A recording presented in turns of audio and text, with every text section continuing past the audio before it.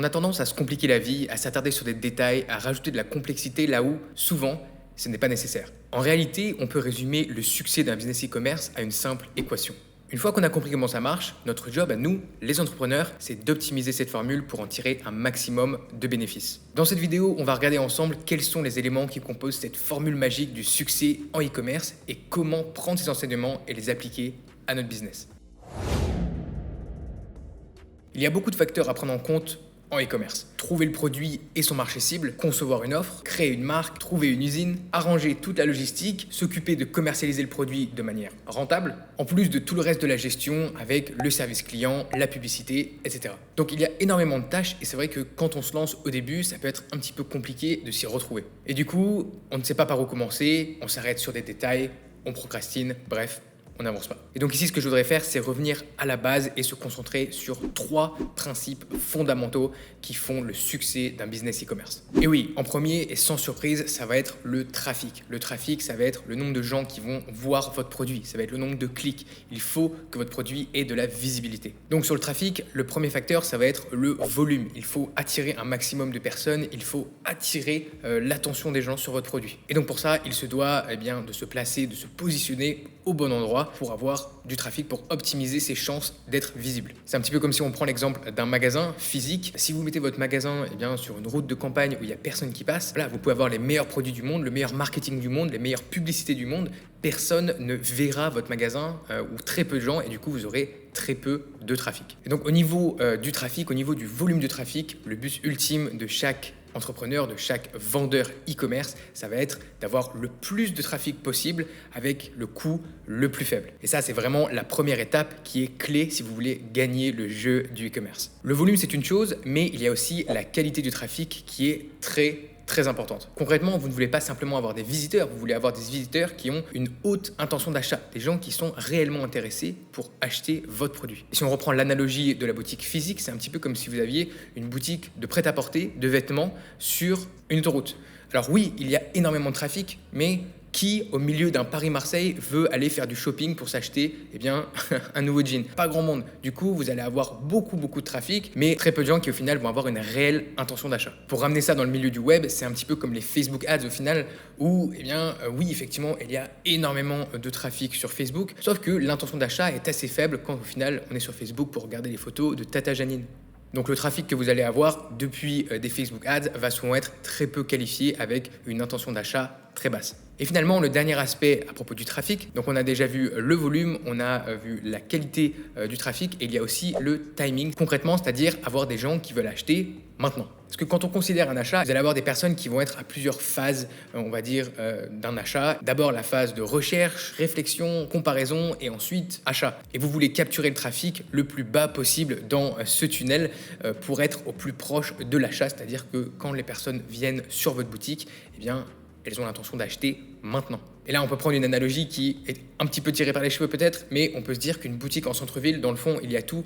Il y a des prospects qui sont qualifiés, il y a du trafic. Sauf qu'il va y avoir aussi beaucoup de gens qui se promènent, qui font les vitrines, qui savent pas trop, qui regardent et qui sont pas réellement encore dans cette phase d'achat. À l'inverse, par exemple, d'une boutique dans une zone commerciale où on y va avec une très haute intention d'achat, on veut pas rentrer les mains vides parce qu'on va rarement dans ce genre d'endroit pour le plaisir.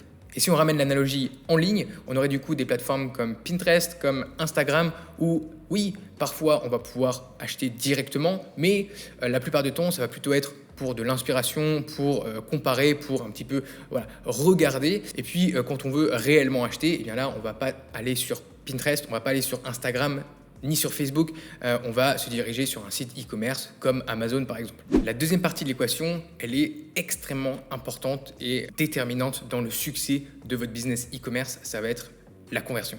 Avoir du trafic, c'est bien, c'est nécessaire, mais si vous ne convertissez pas ce trafic en vente, alors ça ne sert à rien.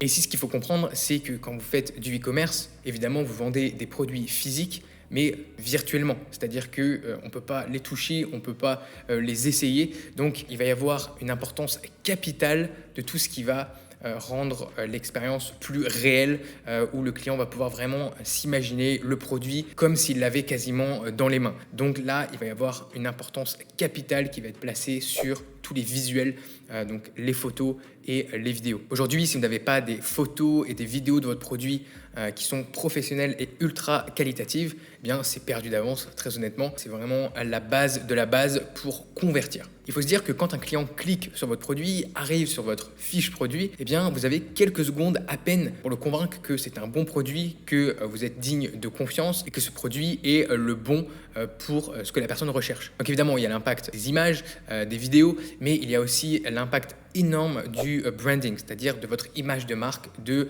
ce que dégage votre produit, votre page produit dans l'ensemble. Et donc c'est très important, même crucial, d'avoir un branding qui inspire confiance et qui donne envie aux clients d'acheter, qui donne envie aux clients de croire à ce que vous racontez sur votre page produit. Et ici, il ne faut vraiment pas sous-estimer l'impact du branding, parce que si vous avez une bonne image de marque, si tout est clean sur la page, si vraiment vous mettez le client en confiance, l'impact peut être instantané. Par contre, c'est aussi valable dans l'autre sens, c'est-à-dire que si votre branding, il est un peu bancal, si la présentation de votre page, elle n'est pas absolument parfaite, ça va vraiment réduire le taux de conversion et la confiance du client. Vraiment, c'est quelque chose sur lequel il faut aujourd'hui beaucoup travailler pour avoir quelque chose de clean, pour avoir quelque chose qui vraiment attire les clients. Et finalement, dernier aspect au niveau de la conversion, ça c'est très important, c'est d'éviter toute friction qui pourrait bloquer la vente, qui pourrait bloquer l'achat du produit par le client. Là, ça va vraiment être un ensemble de tout ce qu'on a dit un petit peu juste avant, mais il va falloir que tout soit en place, que votre produit, que votre image de marque, mais aussi que l'environnement global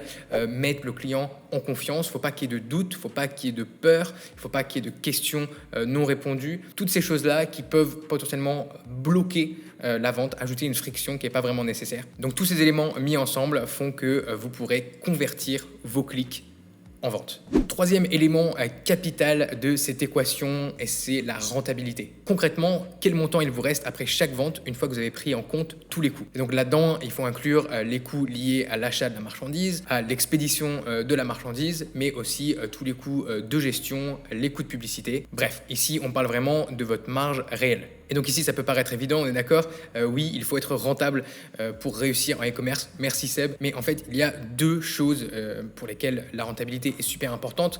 Évidemment, la première, ça va être que ça détermine au final le succès financier de votre business. Voilà, d'un point de vue comptable, est-ce que vous avez généré de l'argent ou est-ce que vous en avez perdu? Si vous en avez généré, combien? Ça, c'est quand même une métrique très très importante et au final c'est ce qui va définir le futur de votre business et la viabilité de votre business. La deuxième chose, c'est tout aussi important mais sans doute un petit peu sous-évalué, sous-estimé en tout cas, ça va être l'aspect trésorerie, c'est-à-dire que au plus vous avez une forte rentabilité sur vos produits, au plus vous allez pouvoir scaler votre business et le faire grossir, accélérer la croissance de votre business tout simplement. Et donc ici, je pense que le facteur déterminant du succès d'un business e-commerce va être l'optimisation de votre capital. C'est vraiment un grand jeu de trésorerie et donc celui qui arrivera au mieux à utiliser son capital, à accélérer le roulement de sa trésorerie, arrivera à scaler justement son business le plus rapidement possible. Alors on a vu les trois éléments qui forment cette équation, donc le trafic, la conversion et ensuite votre rentabilité. Et donc une fois qu'on a pris tout ça, pourquoi est-ce que j'ai décidé du coup de vendre sur Amazon et pas ailleurs? Donc d'abord, au niveau du trafic, c'est sans doute un des éléments clés.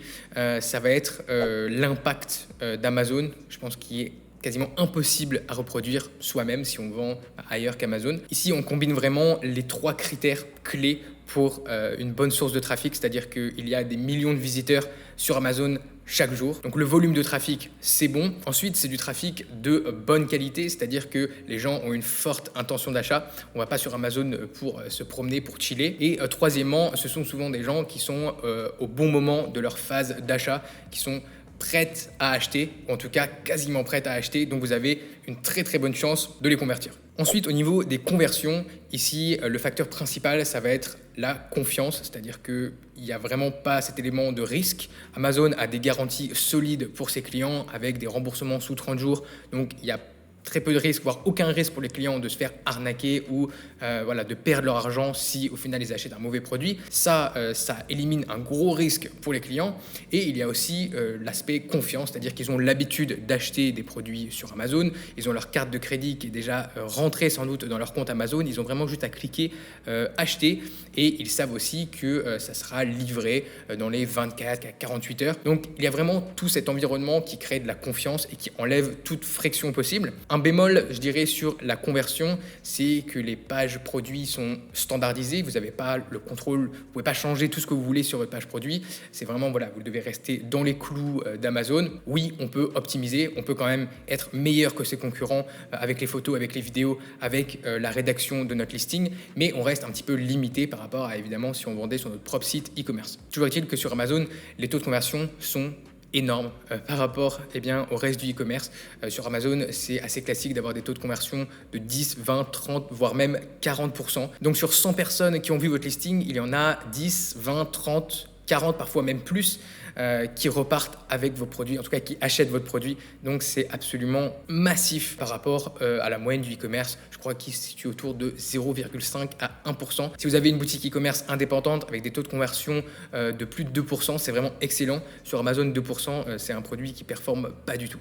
Finalement, au niveau de la rentabilité, là aussi, il y a plusieurs choses. Premièrement, Amazon s'occupe du stockage et de l'expédition de nos produits. En tout cas, si vous faites du FBA, ce que je vous recommande de faire. Donc là, c'est assez intéressant parce que déjà, vous n'avez pas à gérer ça, mais surtout, ça va réduire les frais par rapport à si vous utilisez des 3PL indépendants, des entrepôts indépendants. Voilà, Amazon, ils ont des économies d'échelle énormes et donc, même si ça reste, ça a un coût, c'est quand même un coût qui reste plus faible que si vous passez par une option intermédiaire et indépendante. Deuxième chose, c'est que Amazon nous donne une quantité de data énorme qu'on peut analyser et qu'on peut utiliser pour optimiser par exemple nos dépenses publicité et essayer d'obtenir des retours sur investissement, donc des ROI, le plus faible possible. Ensuite, le reste de la rentabilité, c'est à chaque vendeur de le faire, d'optimiser sa production, sa logistique, mais aussi le roulement de sa trésorerie. Ça va aussi dépendre du produit que vous choisissez. Bref, il y a énormément d'éléments qui rentrent là-dedans. En tout cas, ce qu'on peut dire, c'est que Amazon nous aide globalement à optimiser chacune de ces 3 étapes, donc un petit peu plus sur la partie trafic et conversion. Dans le fond, c'est pour toutes ces raisons que je vends sur Amazon. Si vous voulez en apprendre davantage sur ce business model, je vous laisse dans la description de cette vidéo plusieurs liens justement de vidéos où j'explique plus en détail comment ça marche, comment se lancer et comment gérer son business Amazon FBA. Si vous avez aimé cette vidéo, n'hésitez pas à mettre un gros pouce bleu, ça fait toujours plaisir. Et si vous avez une question, n'hésitez pas à la poster dans les commentaires juste en dessous. Je lis et je réponds à tous vos commentaires. Sur ce, je vous dis à très vite pour une nouvelle vidéo sur Liberté Digitale.